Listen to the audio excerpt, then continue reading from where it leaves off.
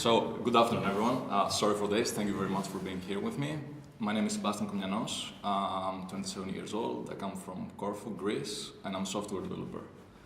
And for the next 20 minutes or so, I'm going to be talking about basketball, data scrapping, and statistical analysis.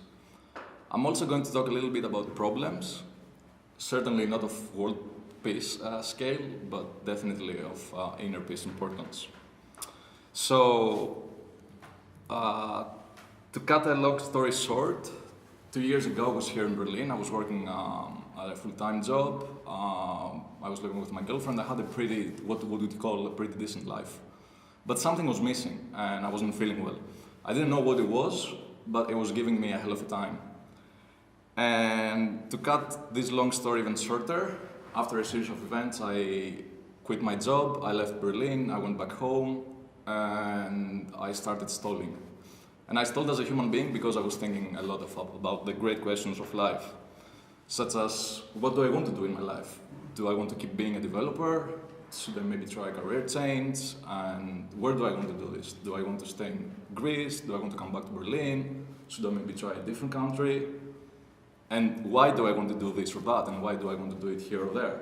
So, as you understand, I was overall pretty confused. Pretty confused. And when I say stalling, I mean stalling for good. Like I wasn't eating well. I wasn't taking care of myself. I wasn't enjoying doing things. And I don't want to sound dramatic, but it was a pretty annoying situation in my life. And one of the things that I wasn't doing well was sleeping well.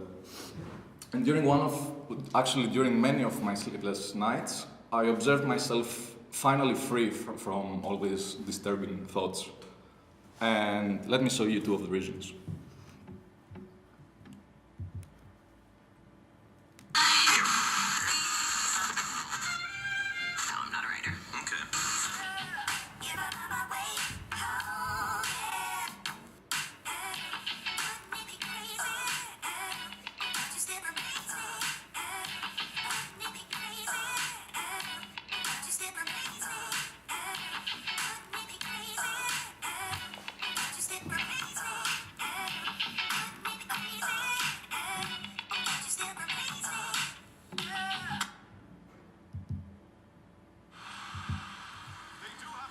This is the thing, by the way. Steph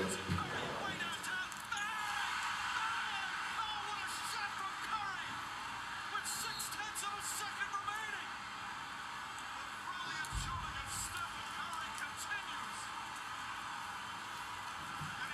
There's a guy over there, he knows the shot is going in. Watch him, he's gonna be desperate. He knows the way shot is going in way before it goes in. And this dude, his name is Steph Curry, and he plays basketball in the NBA. He plays for the Golden State Warriors. And the combination of his ball handling ability and his skill to make long-range shots look super easy is changing the way the game of basketball is played in the United States.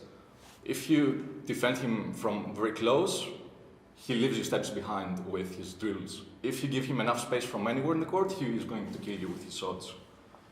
And 538, a website that features stories about politics, science, and sports, ran a story about Steph Curry last year. And that story was titled Steph Curry's The Revolution, and I want to show you two graphs from it. On the graph on the left, with the yellow line, you can see Steph Curry's three-point shooting percentage compared to the distance that the closest defender from him was at the time he tried to make the shot. Notice how it doesn't really make a difference how close you are to him or not, and that in some cases it's even better to give him more space to make the shot. So for example here, you can see that from a long distance his percentage drops, and then it skyrockets, and then drops a little bit, and then if you mark him close again, his percentage rises again. Notice also that his percentages are way higher than the NBA average percentage, which is the gray line. And on the other graph, on the right, you can see his three-point shooting percentage compared to to the seconds that remain on the shot clock. So one offense in the NBA has to be performed in 24 seconds. So as time runs closer to zero, so as he's under more pressure, his percentage rises way above the NBA average. So I realized that even if I'm very confused, and even if I don't really know what I'm going to do in my life, there are things that I still enjoy doing. And some of them are reading, writing, data, stats in particular, technology and basketball. So I thought, why not try to combine all of this together in a project? Especially since I had been telling myself for a long time that I want to build something on my own. So why not try to combine them and see where that goes?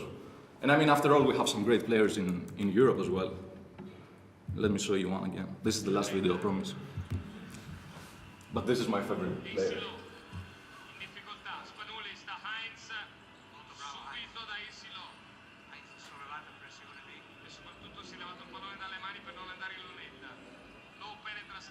This is bad offense, by the way. But this guy's crazy, so he made the shot. And I mean, why not do it? I wasn't doing anything. I wasn't doing anything of particular significance also, so why not try and do this? And these two videos are actually, and these two videos and the graphs are actually only a tiny sample of what I was reading, commenting, discussing and thinking about during all that time. So I understood that, okay, there is something there and I need to get out of my, out of my hole and try to do this. So let's talk about basketball in Europe. Compared to the United States, where there is only one league consisting of teams from all the states of the United States, in Europe the system is very different. We have the domestic leagues that are run by the National Basketball Federation of every country, and all these federations are under the control of FIBA Europe, which is the European branch of FIBA, the main governing body in basketball. In some cases where the countries don't have very strong clubs, lots of countries join a league together and they create some international type of leagues, so their clubs have more competition. And then at the top level of club basketball, we have the Euroleague and the Eurocup, which are run by the Euroleague. And the teams that play there have signed long-term contracts. They have to fulfill specific requirements such as arena capacity and salary budgets and things like that. And sometimes there are also wildcards that are given to some special cases, some teams that want to participate for a year or a few years. Then there's the Euro Challenge. There was actually the Euro Challenge and the Eurocup Challenge, which are now defunct, but they were run by FIBA Europe. And starting next season, FIBA Europe wants to run its own competition called the Basketball Champions League. Funny thing here is that all the champions in Europe, they play in the Euroleague and the Eurocup, so this competition is going to call Basketball Champions League without any champions on it. But that's a discussion for a different conference, probably. And then, going higher again, of course, we have the international competitions such as the Eurobasket, the World Cup and the Olympics that are run by FIBA or the International Olympic Committee, and national teams play there. So as you understand, it's a pretty confusing picture. Lots of countries, lots of leagues, lots of different systems, Euroleague and FIBA fighting against each other. And the picture in overall consists of almost 40 countries from Europe, but as well as Great Britain, Scandinavia, Russia, Turkey, Israel, that are represented in 24 competitions, which are run by more than 20 different federations. So you understand it's a pretty weird situation, like as lots of other things in Europe. But what happens is that this situation creates a very inspiring picture for things to look at, observe, and try to analyze, try to make conclusions out of. And two very good examples are two players called Patrick Beverley and Pero Antic. Patrick Beverley on the left, he now plays for one of the best teams in the world, the Houston Rockets.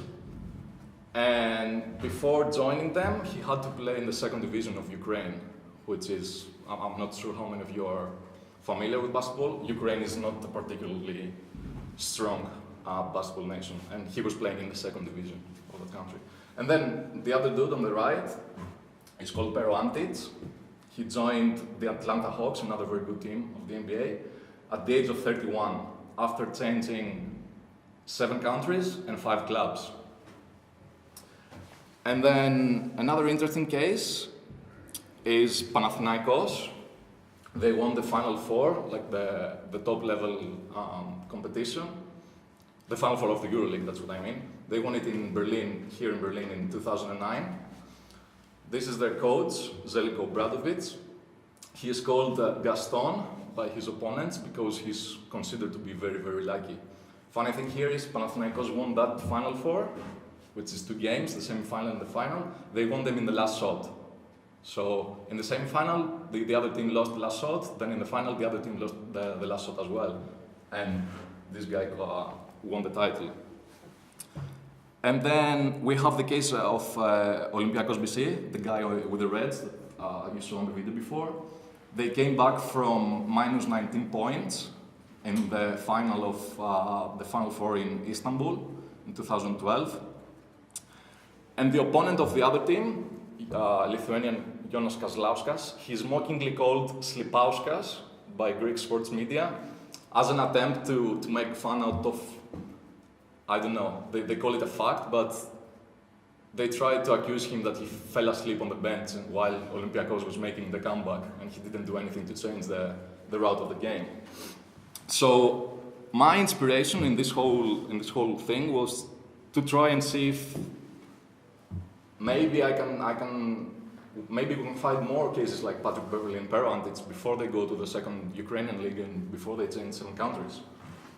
And I also wanted to find out, is Zeljko Obradovic really that lucky, and is there something that Jonas Kazlauskas could do to change the outcome of the Olympiacos comeback? And I also wanted to find differences in European and domestic games. I wanted to examine what kind of basketball is played in the pan-European competitions compared to the domestic leagues. In general, I wanted to build a tool for staff, players, agents, and organizations, and overall for everyone that is in some way or another participating in the game of basketball, and probably try to validate or invalidate common beliefs and enhance the understanding of the game. So I started looking around at what is already being done, and which better place than the NBA, the best league in the world. This is a snap from a game of the Golden State Warriors. And now what happens in the NBA is that most arenas have cameras all around the court. And these cameras, they run software that is trained to take snaps and analyze the data at every moment of the game. So from a snap like that, from a highlight like that, note by the way that this guy over there, he's about to make a shot. So in moments like that, using automatic logging, we can get a lot of information. So we can see the distance from the basket for the guy that is about to shoot. We can see which of his teammates are on the court. We can see which of his opponents are on the court. We can see the distance that the players have with each other. We can see the time remaining, and plenty of other things. And this is what happens in the NBA, by the way. I need to stress that again. Some of this information is kept by the companies and the teams, like the companies that do the logging and the teams that do the logging as well. But some other, another portion of the information is offered for free. And this is a play-by-play report by ESPN, a sports network in the US. And this is a translation of the snap that I showed you before to more tabular data. So on the left side, we have the time, which is the time spot for every particular action. Then we have the description of the play, which is a description of what the action is. So for example, a guy missed a 19-foot jumper here. And then in some cases, the description is more detailed than the others because more data is required to describe it. And then on the far right, we have the outcome of the play, which is the score of the game after that play. And NBA.com, the official website of the NBA, offers some pretty advanced data as well for free. So here, for example, this is from a game of the Oklahoma City Thunder, and you can see the time that every player played, the distance he covered on the court, the average speed he ran at, and other things such as contested and uncontested shots percentage. We can find information about deflections on the ball and loose balls recovered, and lots of very funny, very interesting information if you dig very deep. So yeah, after this short research, I said to myself, okay, my first inspiration was to find more cases like Patrick Beverley and Per Antic. And Patrick Beverley is the guy that played in the Ukrainian league, so let's start from there, let's go to the Ukrainian Basketball League website. And this is what I got in Ukraine. Not even a 404, right? So just an empty page. And then I said, okay, of course I'm not giving up, but I don't want to get disappointed again. I don't want to go, that detailed. After all, it's Ukraine, maybe they're excused, So let's go to the website of the strongest domestic competition in Europe, Spain. And this is all they have. Now, in case you're wondering, this is a typical box score for a basketball game. It provides data, and you can see lots of numbers, but it's very basic data. So it only tells you the minutes that every player played, how many points they scored, like the percentages in shots, how many rebounds they had, how many steals, how many turnovers, and things like that you cannot really do a lot of things with. Like, you can just accumulate them and rank them, and maybe rank them over a longer period of time, but they're not really advanced, like they don't tell you anything. Fortunately enough, the Euroleague, the top competition in Europe, provides a play-by-play report for every game. That is pretty similar to the one that you saw from ESPN, from the NBA. I mean, the minute column only has the minute and not seconds, and then the action types are not that detailed. You only see missed two-pointer, you don't know where he shot that two-pointer or which kind of two-pointer that was. But I mean, it's okay, right? It's a start. But there are a few problems, and I'm going to focus on Euroleague. But I want to stress a funny fact here. Although the data format that the data is provided by national leagues all around Europe is very different, so Euroleague provides data in this way, some other websites provide it in a very different way. So although the data is different, the format that the data is offered is different, the errors that I found in the data tend to be super identical in all of these cases. So, for example, here we have the box score and a snippet from the play-by-play report. And you see here that this Voronov guy, Evgeny Voronov, he's Evgeny Voronov in the box score, but then in the play-by-play report, he's Evgeny Voronov. So, and he's the same player. I watched the game, he's the same guy. And here are two snippets for the substitutions of a game. So the way a substitution is represented in a play-by-play report is that first there is an in event denoting the player that gets in the court, and then there is an out event denoting the player that gets out of the court. But sometimes a team makes more than one substitutions at the same time. So Euroleague has all the in events grouped together and then all the out events grouped together.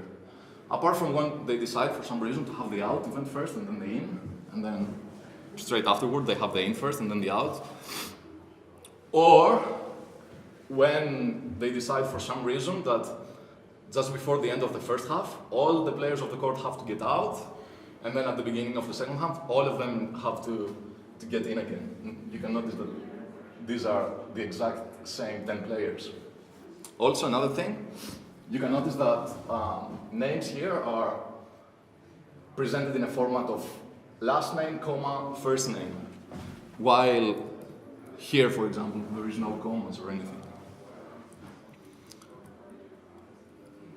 And the other thing that happened is that just last week, 4 games before the end of the season, the Euroleague guys decided to change the layout of the play-by-play report completely. So this is a totally new way of presenting. I mean, it's still a table, but things changed.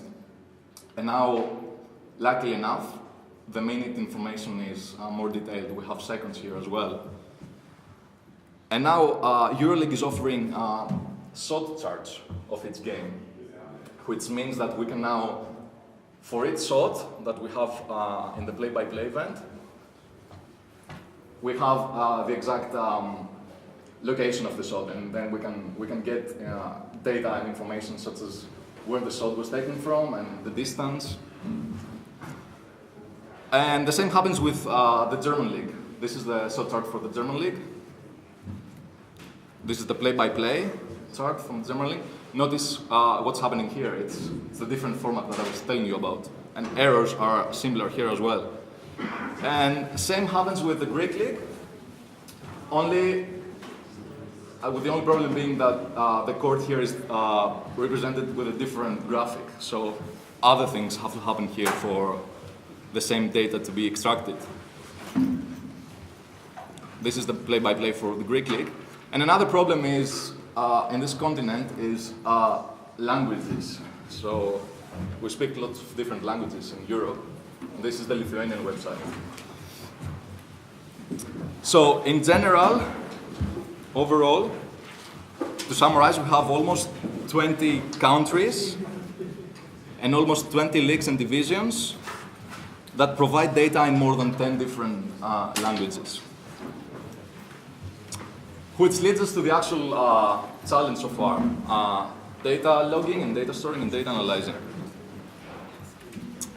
So as you saw, from a play in the game, we go to the play-by-play report, and then we can extract the data. And even if the data in Euroleague, even if it is poor, we can use the whole context to extract even more data. So for example, for a play, by tracking all the previous actions, by tracking all the substitutions, by tracking all the previous plays, we can see what happened before without cameras or anything. And we can link every play with the previous one, and we can extract metadata such as heights and positions for the players on the court. And this is a sample of the collected data. For example, you can see it's pretty similar to what we had before, like the player, the team, the minute, the type of play, and the score. And then here is another column with the players on the court at the time of the play. So first observations, and I'm gonna cut very soon. There have been more than 100,000 plays this season, which gives us an average of 450 plays per game and 300 plays per player. And for a player with an average, with a career of an average length, that means 3,000 plays overall in his career, which means we can create a pretty good profile of the player, even with the poor data that we have. And 2 of the teams that had more than 6,000 plays this season actually made it to the Final Four, and they will fight for the title next year here in Berlin, actually. They're CSKA Moscow and Laboral Kutza, Russian and Spanish. And here is the sample of all the plays this season by Vasilis Panoulis, the guy that I showed you before on the video. He's considered to be the go-to guy when the ball seems heavier and when you really need to score a basket and when something really has to happen. And here we have all his plays graphed in relation to the minute of the game. So you can see this is the regular season. Then there was a gap because he was injured, and then this is the top 16 phase of the EuroLeague. And you can see that in the top 16, like when things got tougher, more of his plays happened during the ending of the games. So the fact that he is considered the go-to guy is true, actually. And then here are the time spots of the timeouts that were called by Zalgiris Kaunas coaches. A timeout is 30 minutes or 1 minute stop at the game for the coach to give instructions to the players. And they had a coach change at the middle of the season. You can notice how the new coach, he's trying to call timeouts in a more evenly distributed way throughout the game.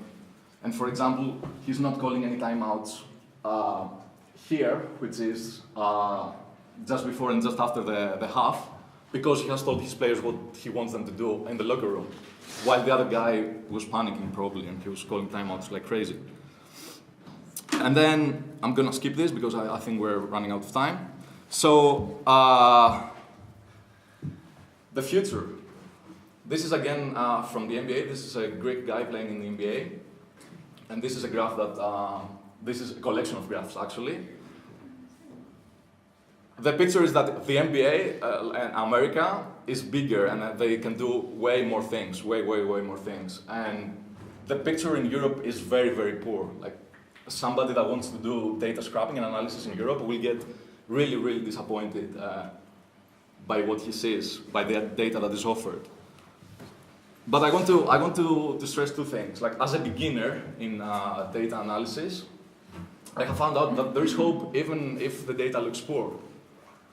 Like sometimes at first you see something and you believe it's not what you need, but this turned out to be not completely wrong, but it turned out to be wrong. And then I found out that it's not only the data that matters, but it's the context around the data as well. So using the context and the data, we can provide even more data. And as a beginner in life, and again, I didn't want to be dramatic, I don't want to be dramatic, but I think this is very important, especially in our industry. Like we sit in front of laptops and we don't talk a lot probably, things like that. If you feel confused, if anybody feels confused and they feel bad about it, I think it's okay, I think it's part of the experience. Or at least that's what I've been saying to myself. Thank you very much.